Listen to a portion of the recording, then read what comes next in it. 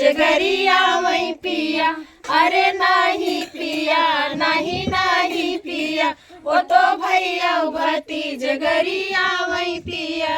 करी हैया पीराई, करी हैया पीराई, मोरे बारे पिया। हरे कह तू तो मोर धना बही बोलवती, कह तू तो मोर धन भाभी बोलवती। अरे नहीं पिया, नहीं नहीं पिया, वो तो दूधों में पानी मिलावई पिया।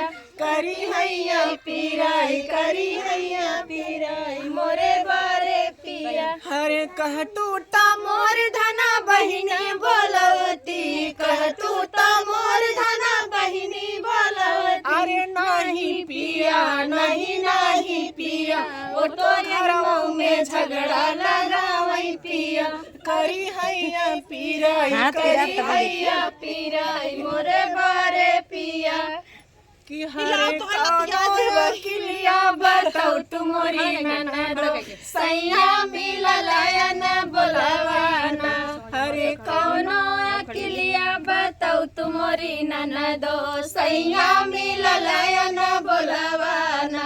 हरे दलिया में नुनवा चटक कैदा भौजी, दलिया में नुनवा चटक कैदा भौजी। गरजौ पड़े भैया बोली है ना, हरे दलिया में नुनवा चटक कैदा भौजी। गरजौ पड़े भैया बोली है ना, हरे खाई के खियाई के निकल गबे मनावा, खाई के खियाई के निकल गबे मनावा। तब हो ना बोलैया नारी ना, हरे खाई के खियाई के निकल गबे मनावा। तब हो ना बोलैया